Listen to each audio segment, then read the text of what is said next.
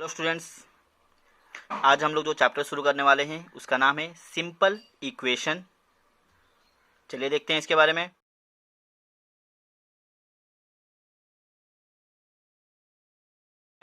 तो यहाँ पे मैंने कुछ लिखा हुआ है 3x + 5, तो इसे हम बोलते हैं एक्सप्रेशन। ये हमारा बस एक एक्सप्रेशन है, इक्वेशन नहीं है।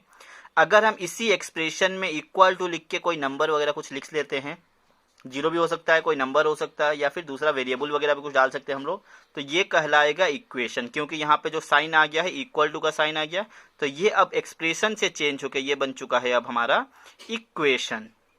और यहाँ पे जो मैंने एक्स लिखा है, ये एक वेरिएबल है जिसका जो वैल्यू होता है वो चेंज होते रहता है, और इसका जो वैल्यू है नॉट डिफाइंड।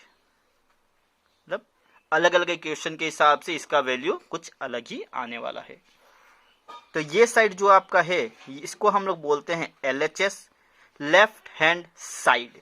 और ये वाला हो गया इक्वल टू के बाद जो आएगा, इसको हम लोग बोलते हैं RHS, राइट हैंड साइड। ये बन गया हमारा LHS, ये हो गया हमारा RHS। और हमेशा LHS is equal to RHS, मतलब दोनों जगह पे सेम आना चाहिए, दोनों आपका सेम होना चाहिए। LHS इक्वल टू RHS, इसका मतलब ये नहीं कि दोनों जगह पे सेम थिंग लिख दे, वैल्यू अलग अलग हो सकते हैं, मतलब जो सॉल्व करने के बाद जो आने वाला है वो सेम होने वाला है यहाँ पे। चलिए कुछ क्वेश्चंस उठा लेते हैं। देखिए यहाँ पे मैंने क्वेश्चन लिखा है, state whether the equation is satisfy और नॉट। क्या ये इक्वेशन सेटिस्फाई हो रहा है क्या, चेक करते हैं। तो यहाँ पे मैंने लिखा है x + 3 = 0, जहाँ पे x का वैल्यू क्या है 3। तो हमें चेक करना है यहाँ पे LHS इक्वल टू RHS, क्या LHS और RHS एक समान है। तो देखिए x का वैल्यू कितना दिया है, 3 दिया है, मैंने x के जगह पे डाल दिया 3 प्लस क्या लिखा है 3 इक्वल टू 0। हो रहा है क्या, 3 + 3 तो 6 बन गया।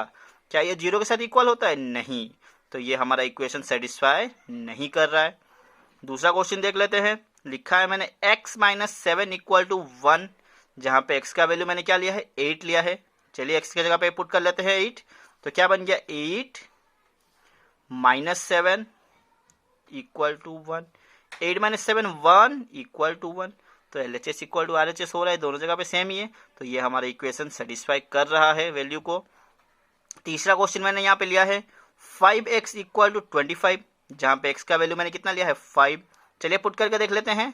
तो 5 x का जगह पे क्या है 5, यहाँ पे कुछ भी नहीं है, इसका मतलब मल्टीप्लाई होता है। और इधर दिखा है हमारा 25, तो 5 5 जो कितना बन गया 25 = 25। सही है, ये 25 = 25, LHS = RHS हो गया। तो ये भी हमारा सेटिस्फाई कर रहा है। और एक क्वेश्चन मैंने यहाँ पे लिया है m / 3 = 2, जहाँ पे m का वैल्यू कितना है 6। देख लेते हैं यहाँ पे भी सेटिस्फाई कर रहा है कि नहीं। m के जगह पे कितना डाल दिया 6, क्योंकि यहाँ पे दिया है /3 = 2। 6/3 कितना होता है 3 1 जा 3 2 जा 2/1, 2/1 को हम 2 भी तो लिख सकते हैं, तो 2 = 2। यहाँ पे भी बन गया LHS = RHS। तो ये भी कंडीशन हमारा सेटिस्फाई कर रहा है। तो ऐसे आपको चेक करना है कि इक्वेशन आपका सेटिस्फाई कर रहा है कि नहीं। चलिए आगे बढ़ते हैं। अभी देखिए, तो नेक्स्ट यहाँ पे हमारा आता है इक्वेशन का फॉर्मेशन कैसे करना है। तो इक्वेशन को तो सॉल्व करना, तो थोड़ा देख लिए हम लोग कि सेटिस्फाई कर रहा है कि नहीं। अब इक्वेशन बनाते कैसे हैं, देखिए। तो यहाँ पे मैंने उसको वर्ड्स में लिखा है, इसको हम लोग इक्वेशन बनाएंगे। देखिए सबसे पहला क्वेश्चन क्या है, सम ऑफ x एंड 11।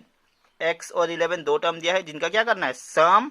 तो सम x और 11 लिख दिए, इनका क्या करना है सम। सम का मतलब होता है प्लस। इज इक्वल टू कितना 32। क्या देता है sum of x and 11, x and 11 का सम कर लिए, इज 32 इक्वल टू 32 बन गया। तो ये हम लोग जो हमारा वर्ड्स में दिया हुआ था उसको हमने इक्वेशन में चेंज किया है। दूसरा देख लेते हैं, sum of x and 4। x and 4 का क्या लेना है सम लेना है। इज कितना है मतलब इक्वल टू कितना दिया है 9। ये वाला सेकंड वाला बन गया हमारा। थर्ड देख लेते हैं, इफ यू सब्ट्रैक्ट 6 को हमें क्या करना है सब्ट्रैक्ट करना है। किससे सब्ट्रैक्ट करना है x से, फ्रॉम x। मतलब हमें क्या करना है x में से 6 को सब्ट्रैक्ट करना है। तो x में से क्या सब्ट्रैक्ट करना है 6, यू गेट इक्वल टू फिर से आ गया कितना 13। ये बन गया 13। हमको 6 माइनस एक्स नहीं लिखना है यहाँ पे, क्योंकि यहाँ पे दिया हुआ if you subtract 6 from x, x में से 6 को हमें सब्ट्रैक्ट करना है, इसलिए x माइनस 6 इक्वल टू 13। दूसरा इसी को हम लोग सब्ट्रैक्ट को दूसरे तरीके से भी बोल सकते हैं, टेकिंग अवे 5, अवे मतलब दूर लेके जा रहे हैं, 5 कहाँ से दूर रहे हैं, x से, x से हम लोग 5 को दूर रहे हैं मतलब वहां से निकाल रहे हैं, तो यहाँ पे भी क्या सब्ट्रैक्ट आएगा x माइनस 5, x से हमने क्या निकाला है, 5 को निकाला है मतलब माइनस होगा ऑब्वियसली, गिव्स कितना 9, ये बन गया।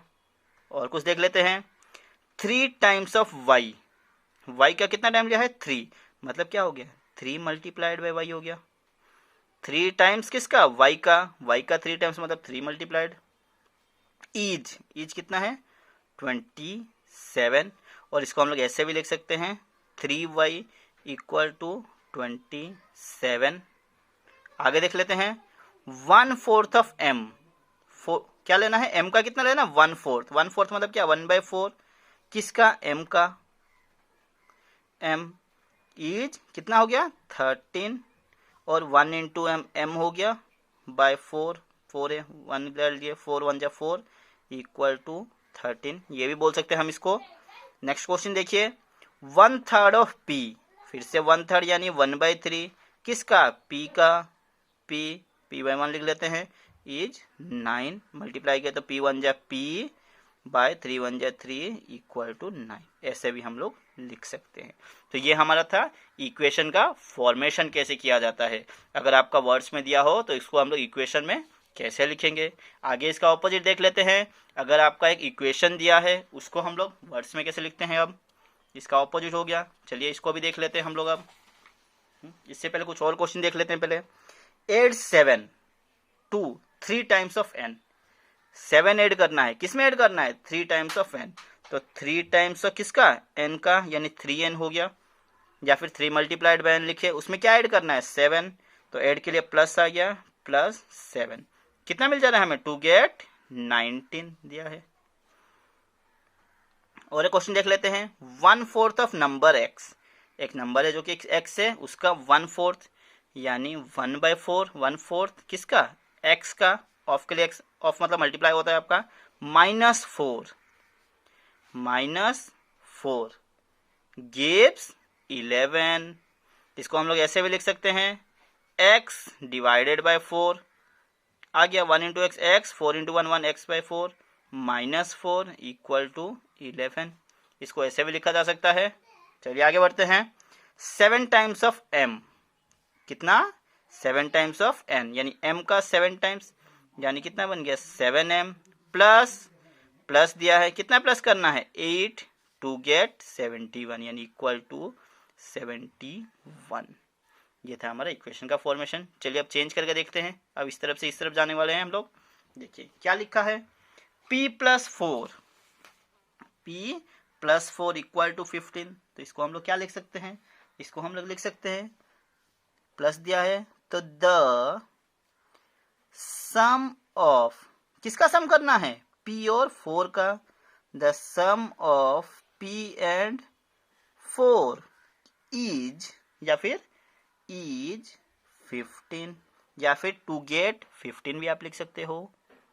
अब ये भी हमने देखा था चेंज करके, ऑपोजिट में देखा था, यहाँ पे क्या किया है x - 5 यानी 5 को निकाल रहा है किस में से x से, तो हम लोग जो अवे वाला देखे थे अभी क्वेश्चन उससे भी लिख सकते हैं, या फिर ऐसे भी लिख सकते हैं, क्या लिखे, इफ यू, क्या कर रहे हैं हम लोग सब्ट्रैक्ट कर रहे हैं, subtract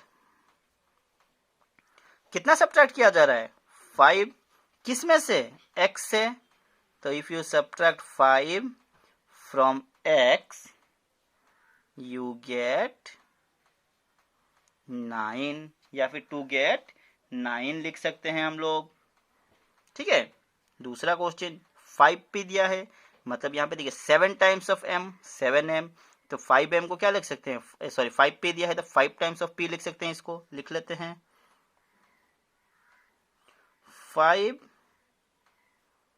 times of p is कितना है हमारा 20, और कुछ देख लेते हैं 4n + 6, यहाँ पे और क्वेश्चन दिया है मैंने 4n प्लस 6, इसको क्या लिखूंगा मैंने, 4n को पहले लिखते हैं 4 times of n, 4 times of n, वहां पे ऐड क्या करना है 6, तो यहां शुरू करते हैं ऐड 6 को ऐड करना है, किस में ऐड करना है 4n में, 4n को क्या लिखेंगे 4 टाइम्स ऑफ n लिखेंगे, add 6 to 4 times of n to get कितना 9। चलिए और एक देख लेते हैं, यहाँ पे भी सेम है बट यहाँ पे क्या है माइनस क्या है, तो लिख सकते हैं सब्ट्रैक्ट, लिख सकते हैं सब्ट्रैक्ट 2 को सब्ट्रैक्ट क्या है, किसमें सब्ट्रैक्ट किया 4p से, 4p को क्या लिखने वाले हैं 4 times of p, subtract 2 from 4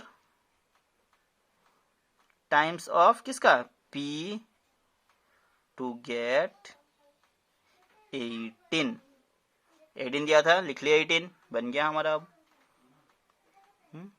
सही है ना। चलिए आशा करता हूँ समझ गए होंगे। चलिए इसके आगे कुछ और बना के देखते हैं, कुछ और क्वेश्चंस को देख लेते हैं हम लोग कैसे सॉल्व करना है। देखिए तो मैंने यहाँ पे एक वर्ड प्रॉब्लम्स लिया है। देखिए यहाँ पे क्या दिया है, इरफान सेज क्या, ही हैज 7 मार्बल्स। क्या बोल रहा है इरफान, इसके पास कितने मार्बल्स है 7 marbles, more than 5 times of marbles Praneet has. तो प्रणीत के पास जितने मार्बल्स हैं उसका 5 टाइम्स कर लेना है पहले, उसके साथ क्या है इरफान के पास उसमें से प्रणीत के पास जिससे है उतना उसके 5 टाइम्स, उसके साथ 7 ज्यादा है। और क्या बोल रहा है, अगर मैं देखिए यहाँ पे लिख दूं take m to the number of Praneet marble, अगर प्रणीत के पास मार्बल कितना है उसको मैंने m ले लिया, प्रणीत के पास मार्बल कितना है m, तो इरफान के पास मार्बल्स कितना हो जाएगा, इरफान का मार्बल्स कितना हो जाएगा, क्या दिया है 5 टाइम्स ऑफ मार्बल्स प्रणीत है, प्रणीत के पास m है, इसका कितना 5 टाइम्स यानी 5m हो गया। और क्या है दैट ही हैज 7 मार्बल्स मोर, यानी ज्यादा है, मोर मतलब क्या प्लस करना पड़ेगा +7। इतने नंबर ऑफ मार्बल्स किसके पास हैं प्रणीत के पास, सॉरी इरफान के पास। कितने हैं फिर से देख लेते हैं, take m to the number of Praneet marble, Praneet के पास मार्बल्स कितने हैं m है, तो इरफान के पास कितना हो गए 7 more than 5 times of Praneet, 5 times of Praneet कर लिए, उसके साथ 7 ज्यादा यानी +7। तो number of marbles does Irfan have is 5m + 7। चलिए और एक क्वेश्चन को बना लेते हैं हम लोग। इन एन आइसोस्केल triangle the vertex angle is twice either base angle. तो सबसे पहले आइसोस्केल ट्राइंगल क्या होता है, आइसोस्केल ट्राइंगल मतलब आइसोस्केल triangles are those triangles whose 2 sides are equal, 2 side उसके क्या बनने वाले हैं इक्वल। अगर 2 साइड इक्वल है तो उसके ऑपोजिट एंगल्स भी इक्वल ही होंगे। चलिए एक बना लेते हैं पहले हम लोग। सपोज ये एक हमारा आइसोस्केल ट्राइंगल है, इसका ये बेस बन गया। अब ये 2 साइड क्या है हमारे इक्वल है, अगर ये 2 साइड इक्वल है तो इसके ऑपोजिट एंगल्स भी इक्वल होंगे, मतलब ये 2 एंगल्स भी इक्वल हो गए, ये एक अगर अलग एंगल बन गया, 3 एंगल। तो दिया क्या है, इन एन आइसोस्केल triangle the vertex angle is twice the either base angle. तो ये वर्टेक्स एंगल जो है बेस एंगल का क्या दिया है ट्वाइस। तो सपोज मैंने इसको ले लिया x, तो ये दोनों इक्वल बनेंगे क्योंकि आइसोस्केल ट्राइंगल है, जो साइड इक्वल होते हैं उसके ऑपोजिट एंगल्स भी इक्वल, तो ये x बन गया तो ये भी x हो गया। अब ये वाला एंगल क्या बनेगा हमारा, क्या दिया है ट्वाइस, यानी ये कितना बन गया 2x बन गया। b लिया था मैंने, x ले लिया गलती से। चलिए x पे ही कर लेते हैं, कोई वेरिएबल ले लो कोई फर्क नहीं पड़ता। तो यहाँ पे बन गया ये 2x बन गया। अब तीसरा चीज, हमारा ये ट्राइंगल है तो हमारा एंगल सम प्रॉपर्टी के हिसाब से तीनों का सम क्या होने वाला है 180 डिग्री। 1 2 3 तीनों एंगल का सम क्या बनेगा 180 डिग्री। तो इक्वेशन क्या बन जा रहा है इसका, ये वाला एंगल लिखिए 2x प्लस ये वाला क्या है x प्लस x, तीनों का सम क्या होने वाला है 180 डिग्री। तो तीनों का सम कितना बन गया 180 degree. 2x plus x 3x plus x क्या बन गया 4x कितना बन गया 180 डिग्री। तो ये आपका इक्वेशन बन